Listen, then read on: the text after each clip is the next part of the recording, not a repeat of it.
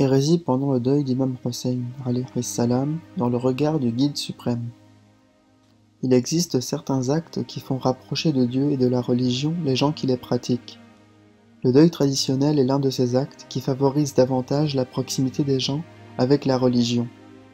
L'imam Khomeini a déclaré « pratiquer le deuil traditionnel » pour la raison de cette même proximité. Les actes comme s'asseoir dans les réunions de deuil, se lamenter, pleurer, se frapper sur la tête et sur la poitrine, faire des rangs de deuil entraîne l'affection publique à l'égard de la famille du prophète, sallallahu alayhi wa sallam, et c'est excellent. En revanche, certains actes font renoncer certaines personnes à la religion. Je suis tellement au regret de dire que dans les années récentes, certains actes concernant des cérémonies de deuil du mois de Muharram ont été considérés, et certaines personnes les ont diffusés par erreur dans la société musulmane. Ils mettent en usage des actes que chacun observe, se demande et met en question. La flagellation est l'un de ces actes. La flagellation fait partie des actes inacceptables. Je sais que certains diront après mon discours, c'était mieux de ne pas mentionner la flagellation. Ils vont dire, que voulez-vous de la flagellation? Certains la font, laissez-les faire. Mais non, il ne faut pas être silencieux devant cet acte tout à fait faux. S'ils ont propagé la flagellation de la sorte lors de ces années récentes, et le font encore, ils l'avaient propagée à l'époque de l'imam Khomeini, qui s'y opposait formellement. C'est un acte invraisemblable que certains prennent le couteau dans la main et frappent sur leur tête et versent le sang. Quel est le but dans ce fait? Comment cet acte signifie-t-il le deuil? Bien sûr, frapper la tête est un symbole de deuil, et vous avez observé plusieurs fois, ceux qui atteignent un malheur se frappent sur la tête et la poitrine, c'est un signe de deuil ordinaire. Mais avez-vous considéré que quelqu'un frappe sur sa tête avec une épée à cause de la perte de ses aimés et verse le sang de lui-même? Comment cet acte signifie-t-il le deuil? La flagellation est une tradition inventée, c'est un acte qui ne concerne pas la religion, et sans doute Dieu ne l'aime pas. Les savants du passé ne pouvaient pas dire cet acte est faux et contraire à la vérité. Aujourd'hui, c'est le jour du pouvoir de l'islam et le jour de la manifestation de l'islam.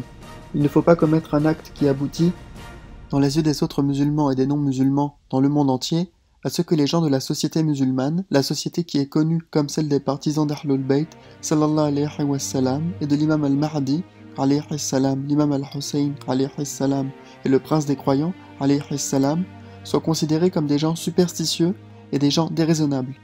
En effet, j'ai énormément réfléchi, et j'ai vu que je ne peux pas ne pas informer des gens aimés au sujet de la flagellation, parce qu'elle est une hérésie et c'est un acte faux. Il ne faut pas le faire. Je ne suis pas content de ce fait si quelqu'un participe à une manifestation de flagellation, je ne suis pas content de lui, je le dis sérieusement. Par le passé, quelques personnes se réunissaient de temps en temps, et loin des yeux du public, se livraient à la flagellation. Leurs actes n'étaient pas ceux que l'on observe aujourd'hui, et personne ne jugeait cet acte parce qu'il était commis dans un cercle limité.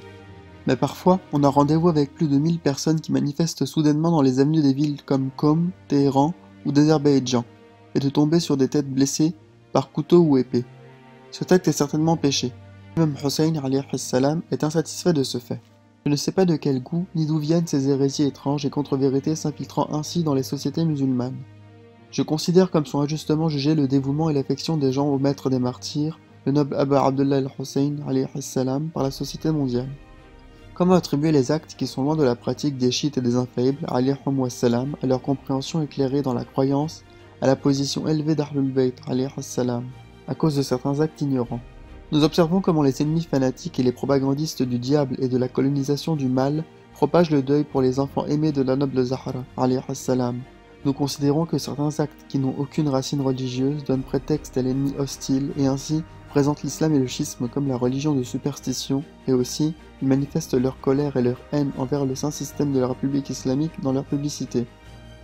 Le chiite dévoué qui ensanglante la face et la tête de lui-même et même de ses enfants, est-il content que l'ennemi profite de ses actes pour arriver à ses buts néfastes? Dans les jours où les milliers de yeux qui cherchent les fautes et les milliers de langues qui maudissent et présentent mal l'islam et le schisme, est-il content de gaspiller le sang de des milliers de jeunes amoureux qui sont tombés pour honorer l'islam et le schisme et le saint système de la République islamique par son acte? Ce qui est rapporté des savants passés est seulement que si cet acte ne constitue pas une perte considérable, il est permis. Est-ce que le mépris des chiites dans la pensée mondiale n'est pas compté comme une perte considérable? Est-ce que déformer l'affection des chiites envers la famille opprimée du prophète sallallahu alayhi wa sallam et la mauvaise manifestation ne sont pas la perte? Quelle perte est donc plus douloureuse que cette perte? Si la flagellation était pratiquée individuellement et dans les maisons dont les portes sont fermées, cet acte ne constituerait pas la perte qui est le critère d'interdiction, et la perte concernerait la perte du corps. Mais quand cet acte est réalisé sous les yeux du public et devant les caméras et les yeux des ennemis et des étrangers, mais bien sûr aussi sous les yeux de nos jeunes, dans cette condition, la perte qui doit être le critère de l'interdiction n'est plus seulement la perte physique et individuelle, mais ce sont les grandes pertes de propagande concernant l'honneur de l'islam et le schisme.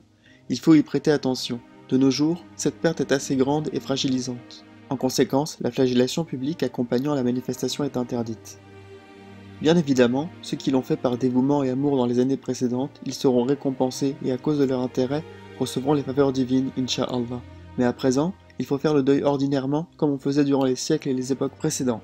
Et les savants et les religieux s'y présentaient comme les réunions de Hawza, formaient des rangs et des lieux pour les lamentations en état de tristesse, émotion et chagrin pour Ahlul Bayt, alayhum wassalam.